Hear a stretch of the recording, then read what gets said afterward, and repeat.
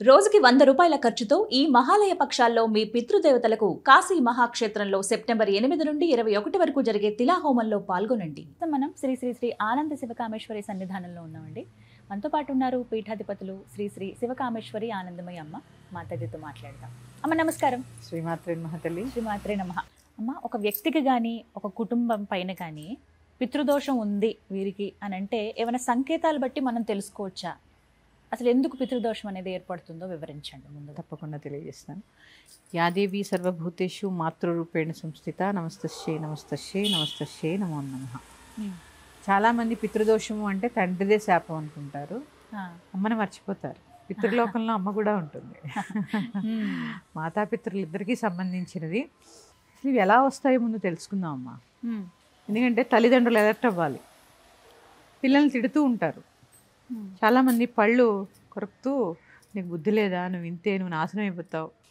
తల్లిదండ్రులు ఫ్లోలో అంటే తగులుతాయా అంటే ఒక్కోసారి తగలొచ్చమ్మా పితృశాపాలు. ఓకే, తగలచ్చు. అలాగే పిల్లలు కూడా తల్లిదండ్రులను గౌరవించరు, అసలు తల్లిదండ్రులను పట్టించుకోరు. ఇవన్నీ కూడా శాపాల కిందే పరిగణిస్తూ ఉంటాయి. ఈ శాపాలు వెంటనే తగులుతాయా అంటే తగులుతాయి. మరి వాళ్ళు చనిపోయినా అంటే ఇక్కడ మనం గమనించాల్సింది ఏంటంటే, ఒక దేహాన్ని జీవుడు వదిలేసిన తర్వాత పితృలోకానికి వెళ్ళిపోతారు. ఆ పితృలోకంలోకి వెళ్ళేసరికి అక్కడ మన తండ్రి ఒక్కరే ఉండరు. మన జీన్స్ ఏవేవైతే ఉంటాయో తరతరాల నుంచి అదొక పితృలోకం. అక్కడికి వెళ్ళేసరికి నీ జెనెటిక్స్ ఏవైతే అవి, నీ జీన్స్ ఏవైతే అవి, నువ్వు చేసిన దోషాలు, నీ పూర్వీకుల దోషాలు. ఆవును కొట్టారు, గోవుని హింసిస్తే కూడా పితృదోషం. తెలుసా, చాలామంది గోవుని హింసిస్తూ ఉంటారు. గోవుని హింసిస్తే కూడా పితృదోషం. పూర్వజన్మలో పూర్వీకులు ఎవరో వాళ్ళ ఇంట్లో గోవుని హింసించారు, వారికి కూడా పితృదోషం సంక్రమిస్తూ ఉంటుంది. అందుకే గోవు మనకి దేవత. దేవుణ్ణి హింసిస్తామా, మరి దోషం రాకేమవుతుంది? అందుకని వీటికి పితృదోషం ఉంది అని తెలిపే సంకేతాలు ఏంటి? వివాహంలో ఆలస్యం, వివాహం అయినా కూడా దాంపత్య సుఖము, అలాగే కలిసి ఉండకపోవడము, సంతానం లేకపోవడము, ఒకవేళ సంతానం పొరపాటున కలిగినా వాళ్ళు ప్రయోజకులు కాకపోవడము, నిర్వీర్యంగా ఉంటారు అంతే. వాళ్ళు ఏం చేయరు, అన్ని అలవాట్లు ఉంటాయి. ఏ అలవాట్లు లేకపోతే సోమరిపోతులా ఉంటాడు. ఇట్లా ఉన్న సంతానం కూడా వృద్ధిలోకి రారు. అలాగే రుణబాధలు పీడిస్తూ ఉంటాయి బాగా, కోర్టు గొడవలు, మనశ్శాంతిగా వాళ్ళు ఈరోజు మేము ప్రశాంతంగా నిద్రపోయాము అన్న రోజు ఉండదమ్మా. పితృదోషం ఉన్నవాళ్ళు ఏదో ఒక సమస్యతో సతమతం అయిపోతూ ఉంటారు. ఈ పితృదోష నివారణకి మోక్షనారాయణ బలి అని చేయిస్తూ ఉంటారు. నారాయణ బలి చాలామందికి ఇప్పుడు అందరికీ తెలిసే ఉంటుందిలేండి. అలాగే ఇప్పుడు మేము ఉన్నాం అనుకోండి, అంటే బ్రాహ్మలు అన్న వాళ్ళు ఏం చేస్తారు అంటే ఆ తిథి గుర్తుపెట్టుకుని ప్రతి సంవత్సరము కూడా ఆబ్దికం నిర్వహిస్తూ ఉంటారు. మేము ఉన్నాం, అత్తమామలకు నిర్వహిస్తూ ఉంటాం, మా అన్నదమ్ములు అమ్మ నాన్నలకు నిర్వహిస్తూ ఉంటారు. శ్రాద్ధ కర్మలు నిర్వహిస్తూ ఉంటారు ప్రతి సంవత్సరం. ఇది గుర్తులేదు, ఏం చేయాలి? ఏ తారీఖుని చనిపోయారో ఆ తారీఖు తెలుసు కదా మీకు, ఏ సంవత్సరం చనిపోయారు.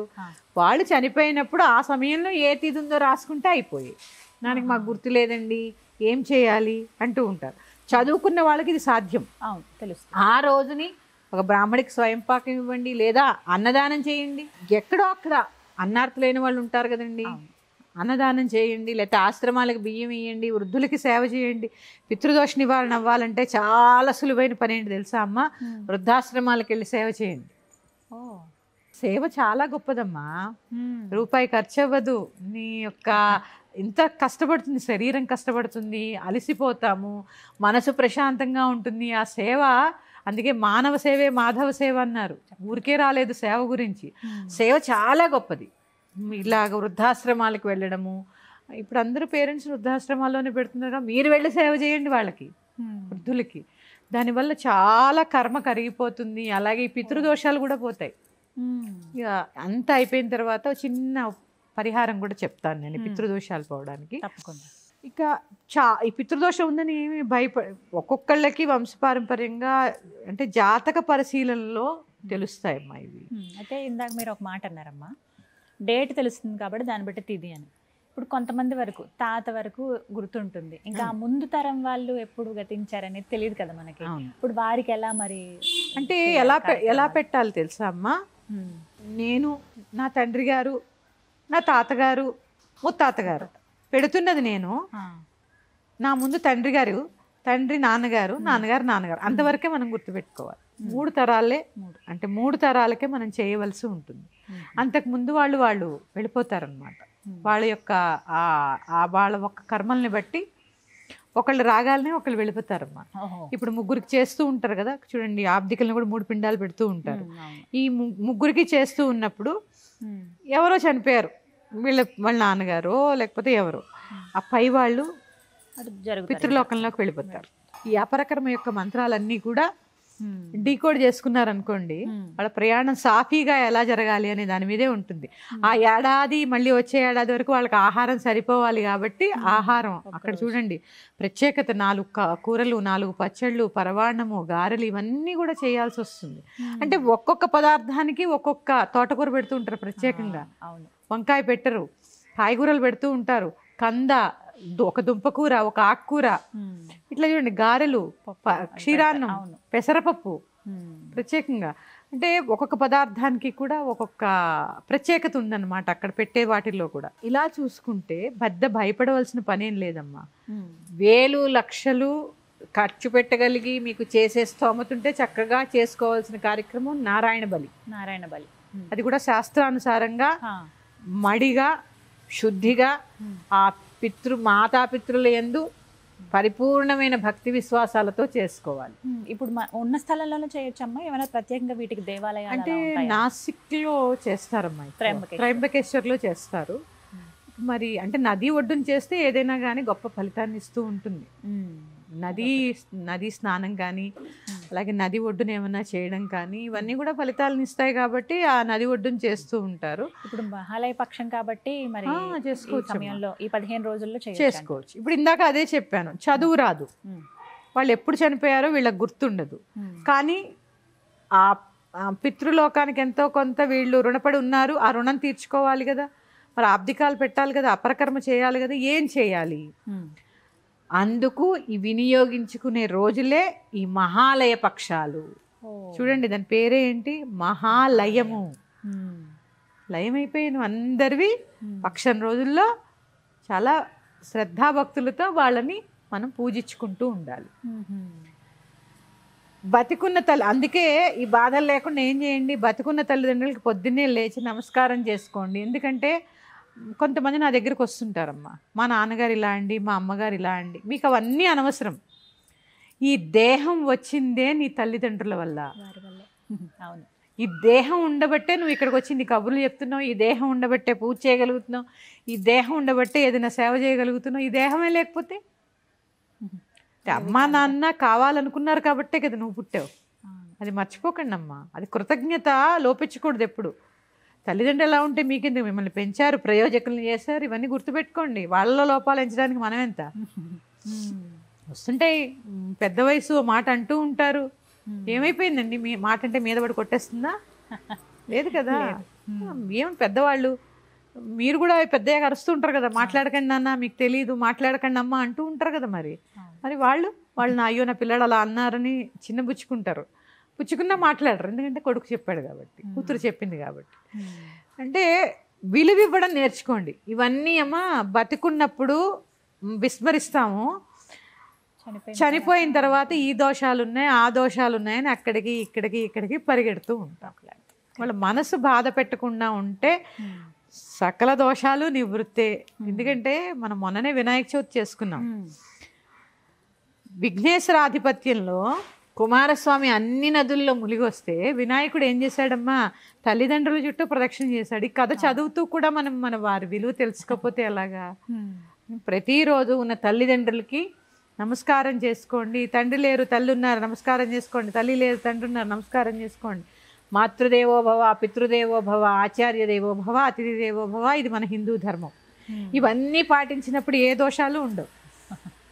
ఇవి పాటిస్తే చాలా ఇవి పాటిస్తాయి. ఇక ఈ పితృదోషాలు ఈ అంటే ఇప్పుడు 8వ తారీఖు నుంచి 21 వరకు మహాలయ పక్షం కదమ్మా. అవునమ్మా ఈ సమయంలోనే చేసుకోవాలా ఏమైనా పరిహారం చేసుకోవాలమ్మా. చేసుకుంటే? ఏం ఇప్పుడు ఇంకా తెలుసమ్మా, మామూలుగా అబ్దికాలు పెట్టే వాళ్ళు కూడా ఈ 15 రోజుల్లో తిథి వస్తుంది అనుకోండి. ఇప్పుడు మా అత్తగారి తిథి ఉంది, విధియ తిథి, ఆ విధియ నాడు పెడుతూ ఉంటాం. మా మావయ్య గారు ఉంది త్రయోదశి నాడు అయినా పెట్టినా కూడా పెడుతూ ఉంటారు, మళ్ళీ పెడుతూ ఉంటారు. ఎందుకంటే ఇవన్నీ కూడా పితృదేవతలకు సంబంధించినటువంటి రోజులు. అమ్మ ఒక చిన్న సందేహం, అమ్మా అంటే ఇంకా గతించారు ఇంట్లో వాళ్ళు, కానీ వాళ్ళకి ఇంకా సంవత్సరికం జరగలేదండి, ఇంకా సంవత్సరం పూర్తి అవ్వలేదు, మరి ఈసారి వచ్చేటువంటి మహాలయ పక్షంలో వారికి ఇలా పిండ ప్రదానంగానే అవి చేయొచ్చా అని అడుగుతూ ఉంటారు. చేయొచ్చా అమ్మా?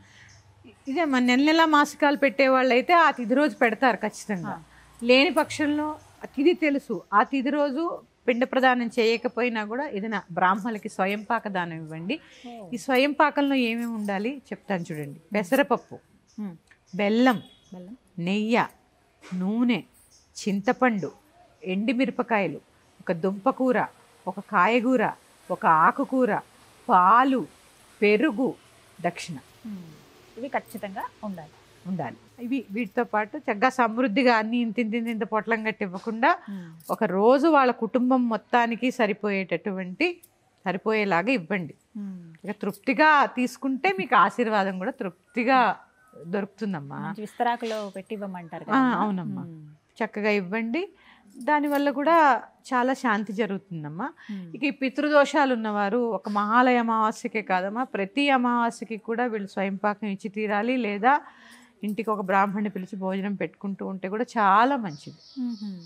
తర్వాత మహాలయ అమావాస్య నాడు ఇవేవి మాకు తెలియదండి, తిథులు తెలియవు, ఏమీ తెలియవు. మహాలయ అమావాస్య నాడు ఖచ్చితంగా అందరూ స్వయంపాకం ఇవ్వచ్చు. అందరూ తిథితో సంబంధం లేకుండా అమావాస్య రోజు అందరూ ఇచ్చుకోవచ్చు. అలాగే తర్పణం వదలొచ్చు పితృదేవతలకి. దైవీ తర్పణం ఎట్లాగా ఇలా వదులుతారు, పితృతర్పణం బొటన వేలుతో వదులుతారు. నల్ల నువ్వులు ఇలా అద్దుకుని 3 దర్భల్ని పట్టుకుని ఆ దర్భమించి నీళ్లు పోస్తారు. దీన్ని పితృతర్పణం అంటారు. ఏ మంత్రాలు అక్కర్లేదు, నల్ల నువ్వులు ఇలా ఉంచుకోండి, ఆ 3 దర్భలు పట్టుకోండి, మీ పితృదేవతలను తలుచుకుని నా కుటుంబాన్ని నన్ను రక్షించండి, నా తప్పులుంటే మన్నించండి అని వేనుకొని ఆ తర్పణం వదలండి. చక్కగా ఇంట్లోనే వదులుకోవచ్చు, బాల్కనీలో కూర్చుని చక్కగా వదులుకోవచ్చు. ఇట్లా చిన్న చిన్న పరిహారాలు ఏమవుతాయమ్మా, పెద్ద పెద్ద మార్పులు తీసుకొస్తాయి. చిన్నవే కదా అని కొట్టుపడేస్తామమ్మా ఇలా చేసిన తర్వాత. లేదమ్మా, ఖచ్చితంగా ముందు ఏంటంటే మీ జాతక పరిశీలన చేయించుకోండి. ఎందుకంటే మనం పుట్టినప్పుడు మన కర్మ ఏంటో చెప్పేసేదే, అందుకే అందరి జాతకాలు ఒకలా ఉండవు. మరి అందరం కూడా మనుషులు ఒకలాగే ఉన్నాం, పోలికలు ఒకలా ఉన్నాయా? లేవు. కర్మలు కూడా ఒకలా ఉండవు. నువ్వు ఏ కర్మలైతే పూర్వజన్మలో అనుభవించావో దాని పరిహారంగా కొన్ని అనుభవించాల్సి అవుతుంది, కొన్ని సుఖాలు అనుభవించాల్సి ఉంటుంది, కొన్ని కష్టాలు అనుభవించాలి. అవన్నిటితోటి చంద్రుడు అక్కడున్నాడు, సూర్యుడు ఇక్కడున్నాడు, రాహు అక్కడున్నాడు. ఇలాగే అమ్మా మన కర్మని బట్టే మన జాతక చక్రం ఉంటుంది. ఆ ఘడియల్లోనే పుడతాం, ఎందుకంటే ఆ కర్మ అనుభవించాలి కాబట్టి. అందుకే చూడండి, చాలా మంది అనుకుంటారు ఒక్కొక్క బ్రాహ్మడికి ఇస్తే ఒక్కోలా చెప్తున్నారండి అంటారు. అంటే ఒక్కొక్క బ్రాహ్మడికి మీద ఒక్కొక్క కర్మ కనిపిస్తూ ఉంటుంది. అవునా? అయితే అన్ని నమ్మాలంటారు. నమ్మాలి, ఎందుకు నమ్మద్దు? నమ్మాలి. నిజమే. మీ జాతకం చూసినప్పుడు ఒక్కొక్కరికి ఒక్కొక్క కర్మ మీద కనిపిస్తూ ఉంటుంది. ఎప్పుడు కూడా మన ధర్మాన్ని విమర్శించే పనులు చేయకండి. ఈ పితృదోషాలు ఉన్నాయని భయపడిపోవాల్సిన పని లేదు. మీ జాతక పరిశీలన చేయించుకొని, చాలా ఉంది పితృదోషం, మోక్షనారాయణ బలి చేయించుకోండి. ఈ మహాలయ పక్షాలు వినియోగించుకోండి. మీకు తిథి గుర్తు లేదు, మహాలయ అమావాస్య నాడు చక్కగా స్వయంపాకం ఇచ్చి పితృతర్పణం వదలండి. ఒక చిన్న పరిహారం చెప్తాను. ఈ మహాలయ పక్షాలు వినియోగించుకుంటూనే ఒక 41 రోజుల పాటు రాగి చెంబులో నీళ్లు తీసుకుని సూర్యోదయం అయిపోయిన తర్వాత రావి చెట్టు మొదట్లో పోసి అక్కడ ఒక ఆవునేతితో దీపం పెట్టి చీమలకు ఆహారం వేసి రండి. చీమలకు ఆహారం వేసి వస్తే ఈ పితృదోషాల నుంచి విముక్తి దొరుకుతుంది. 41 రోజులు చేయాలి. 41 రోజులు. ఎప్పటి నుంచి ప్రారంభించమంటారు? అంటే అశ్వత్థ వృక్షం అంటే మహావృక్షం కదా. మీ తారాబలం చూసుకుని మొదలు పెట్టండి. విశేషం లేదు, మీకు నక్షత్రం తెలీదు, మంచి రోజు చూసుకుని మొదలు పెట్టండి.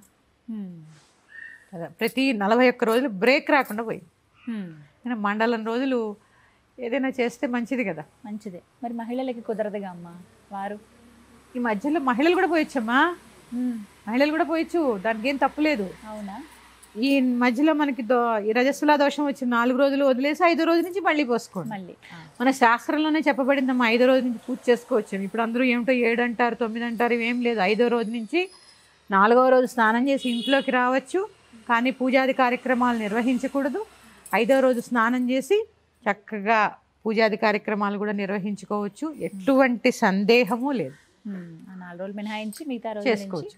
ఈ 4 రోజుల నుంచి మళ్ళీ 10 రోజులు చేశాక అడ్డం వచ్చిందమ్మా, ఈ 4 రోజులు తీసేసాక మళ్ళీ మీరు ఎప్పుడు మొదలు పెట్టి అప్పుడు 11వ రోజు అవుతుంది. అవును, అందుకని ఆ స్త్రీలకు పెద్ద వెసులుబాటు అది. అందుకని 41 రోజుల పాటు చేస్తే ఇట్లాంటి పితృదోషాలతో పాటు కొన్ని దోషాలు కూడా పోతాయి. చీమలకు ఆహారం వేయడం వల్ల అప్పుల బాధలు పోతాయి. దాని చిన్న చిన్న పరిహారాలు చేసుకుంటూ ఉండండి.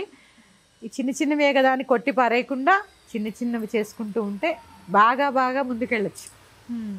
మరి యొక్క అంశంతో మీ ముందుకు వస్తాను. శ్రీమాత్రే నమః. స్వస్తి. శ్రీమాత్రే నమః.